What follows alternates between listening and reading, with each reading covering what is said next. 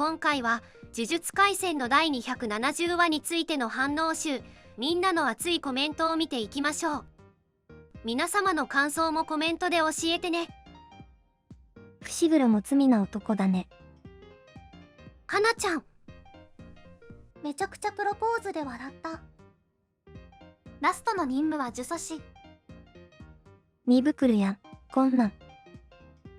サブキャラのエピローグって感じか、なかなか悪くない。そうそう、こういう後日談的なのを読者は求めてたのよ。決して戦犯探しの反省会を見たかったわけじゃない。いろんなキャラのエピローグを短くまとめるのやっぱりうまいし、これこういうのが見たかったんだよ。ってなった先週も乙骨の話の後こうだったらな。前回大切なことも話してたけど、なんか荒々しいなって思った今回のエピローグで、あ、ようやく終わるんだってなったわ。死滅回遊がだいぶ強引に終わらせられててくさ。伏黒くんにフォーメーション B が必要な理由が明かされた回でしたな。花伏せ、成立おめでとう。気が早い。うっさいのところの花ちょっと本当に可愛いな。伏黒みたいな僕年人形は押せば落ちそうだし、頑張れ。全然ラストって感じしない。このまま連載続けてくれ。いや、ください。最新話見てたら急にクソデカ目玉見せられてめちゃくちゃビビった。サブタイが不穏だな。最後の最後で鬱展開になりそうだと危惧している虎杖には幸せになってほしいけど、まあどういう最終回でもここまで読めたことに感謝している。楽しかったよ。夢の終わりって誰の夢の終わりなんだろうな。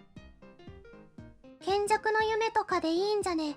賢弱の目的は少な死亡死滅も1億種類も完全終了したみたいだしな。賢弱そんな重要キャラか。敵キャラの賢弱の夢とかここに持ってくるか。そりゃこの話の始まりから目的のために暗躍してたやつだぞ。最終話でそいつの全ての夢が終わるとか綺麗な締めな方なんじゃないか。普通に死滅回遊のことでは賢弱がそんな感じのこと言ってなかった。夢と現実の間がどうのみたいな。めちゃくちゃ意味のない考察だけど、有事恵みのバラ終わりってアナグラムが思い浮かんだ。まさかね。さすがにね。釘崎と伏黒はともかく今の虎杖その任務に連れてくのはちょっと過剰戦力じゃない。釘崎と伏黒の今の力がどれぐらいかというのはまだわからんよ。等級としては2、3級ぐらいだっけ。実力は特級クラスだろうけど。最終回の敵、和横連もしただろう。ストーカー呪詛師、下手すると未満、かある意味、らしいっちゃらしい相手である。高場、そいつ誰よ。前回出てなかったけど高場生きてたんだ。初登場からめっちゃ株上がったよなこの人。生きてるだろうと信じてたけど、なんか前回姿がなかったのでうっすら心配してた。ちゃんと相方を得て芸人続けててよかった。というか、死滅回遊で一番株上げたんじゃない。他のキャラの株が下がっただけ。そう。かなり不穏エンドあり得る感じだな。でもサブキャラのエピソード書かれててよかった。それにしても不穏で最高すぎる。マキのエピローグはカッパと侍かせめて前にしてやれよ。さすがに今更夢落ちでしたとかないよね。最後の案件大したことなさそうなのにすげえざわざわすんだけど。最終回今までの少年漫画のジンクスを破ってすげえ鬱展開になってほしい気持ちと、このまま大団円エンドで見たい気持ちと2つある。スクナの残骸は完全に消えちゃったわけではないのか。3人なら楽勝だろってフラグじゃない。本当に次回終わるのか。術式覚醒してからは頑張って人助けしてるし、あんま自分を責めないでほしいね。高場、このおもろいやつと今後もおもろいことできたらおもろいやろな。ってこと。五条先生の遺体の埋葬は大事じゃないの。下等の時は遺体の埋葬をちゃんとしなかったせいで痛い目に遭い続けてきたじゃないか。前回の話なんだったんだ。ってなくらいにちゃんとしたエピローグだったわ。なんかここに来て任務が始まってどう考えても巻きになるだろうし、今回の分を前回に回してほしかった。この問題それでいいの。で展開が多くなったな。渋谷事変後の日本の描写って必要最低限というか、ぶっちゃけ適当だったからやっぱりかって気持ちだが。受肉された人の体いたどりなら元に戻せるんだよね。そりゃカッパたちはそんな悪いやつではないと思うんだけど、元になった人たち。マキさんからすりゃジジイもカッパも世話になった人だしな。受肉元の人より大事なんだろう。花ちゃん行け、おせおせってなってる。普通最終回でやるような確人エピローグなぜか今週やったし、来週何か隠し玉出してきそうでちょっと怖いな。読んだ天元はスクナに残留してるので結界は安全。なぜか死滅機能停止受肉体は生かす選択も与えつつ、虎杖クルスで救う処理も考えつつ、米軍の方も助けに行く後は後日談って感じだな。なんというかこれこそスクナ戦の後にすぐ見たかったな。スクナの即身仏を天元の代わりにしたり、賢弱らしき相方がいたり、急に人がジュレイみたいに見えるようになったり、不穏要素がたっぷり仕込まれてて、平和に最終回迎えられるか急に不安になってきたぞ。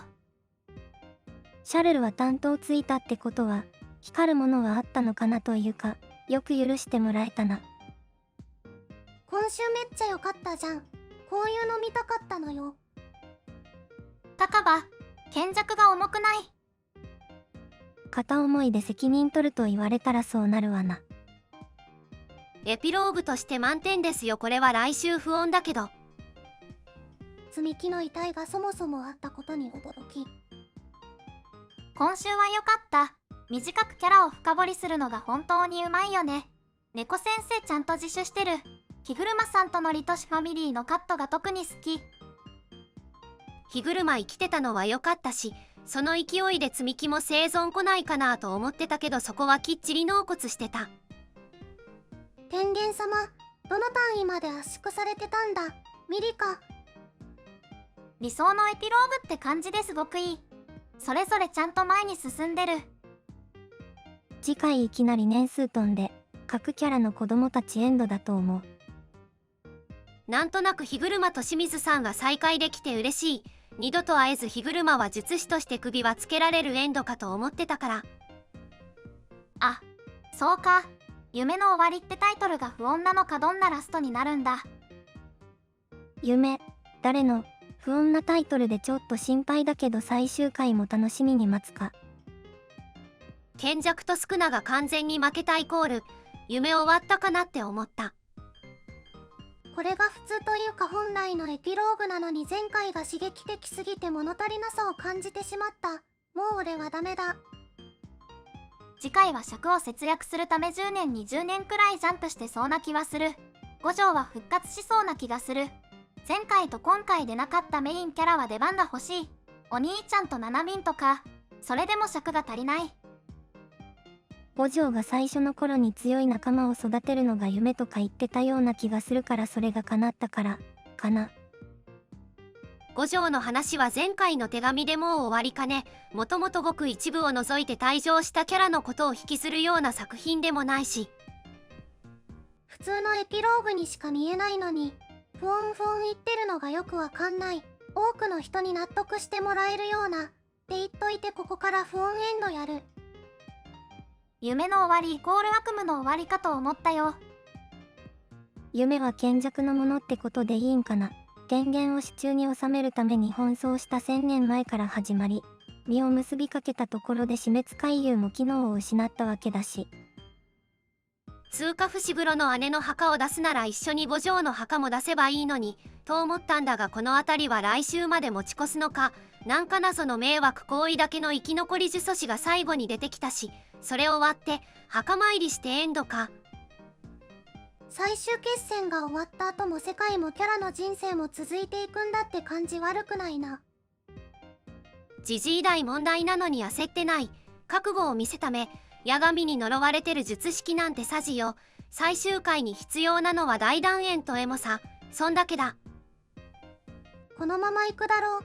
どう考えてもジジイが覚悟決めて天元の代わりになれるならすぐにやってるわ。だから来週じゃねえの。このまま行ったらまずいって歌姫が言ってるのにゆっくりでいいさのジジイがノープランだったらまずいでしょ。作品的に。権限問題は現状維持ですって出て来週最終回ならもうここには触れないよ。回遊はなんで機能停止したんや。あれじゃね、無理難題の縛りの実行をしていた賢弱と引き継ぎしたスクナが死んだのが致命的だったんじゃね。もともと永続のために新規営者入れるつもりだったのに、それも終了させてしまって停滞してしまったとかかな。この漫画だと純平母や五条の勝ちだ。空港展開からの真っ二つがあったし、開幕トリオ志望という若干不安もあるんだよね。さすがにポットでの呪詛師相手に今の虎杖たち、主戦力は虎杖が負けるとも思えないが。そうだよ。今回みたいなのが見たかったんだよ。この呪詛師が五条って考察がアホほど出る。なんで五条ってなるのかがわからん。スクナの脚本の鎧的に絶対になかったけどスクナ戦にも参加してた展開を見てみたかった。高場にもがっつり鎧あったからフルアーマーバトルのになっちゃうよ。呪力からの脱却とか最適かって。こういうのでいいんだよ。こういうのでいいんだよ。復活云々とかではないけど五条に全く触れないのが普通に気になる。学願時の目アップ、高場の相方目がプリクラみたいな彼氏怖いんだけど何。最終回どうなるんだこれ。1話前でこんな展開読めないことある。いっぱい叩かれてたけどさ、やっぱ俺みんなの予想通り2部が始まってほしいよ。最悪ジャンプラでもいいからさ。あと高場、お前の相方誰だ。最終話は1話につながるパターンあるから、呪詛師は岡健2人のどちらかの可能性あるかな。クルスが可愛かった。プロレス兄貴のクソデカメンタまでへってなった。あとこれで誰が出せるって考えると出せるのって虎杖陣くらいかとは思ってしまうな。あとは高場が見せてる賢弱的な誰か。右スクナを見せてくれよ。無難に呪詛師倒して終わりにも見えないし、なんか不穏だよな。正直みんなが普通に日常を送ってるの好きなんだよな。気車が自首して総幹部に邪魔されて、気車の職場の人が頑張ってるのもよし、甘いはまだ幸せそうじゃないけどよし。虎杖の顔の傷、風雅でついたとこも消えてるけど、やけどでできた傷は治らないんじゃなかったのか、ずっとわからない。家入りの反転じゃなあ悪いけど格が違うわ。あとアウトプット出力下がるし。そりゃ少な15本に耐える肉体そのものの強度から来る治癒力があるからね。それに自己反転加われば、やけど跡残る前に修復も早いかと。冒頭の家入さんと伏黒くんのやりとりよかった。ちゃんとつみきちゃんは埋葬されたんだなというのがあって安心した。野ざらしになってなくて本当によかった。なんであと1話なのにこんな1年組の生存に不安になるんだろう。ここまで皆さんの熱い反応をたっぷりお届けしました。これからも一緒に盛り上がっていきましょう。それでは次回もお楽しみに。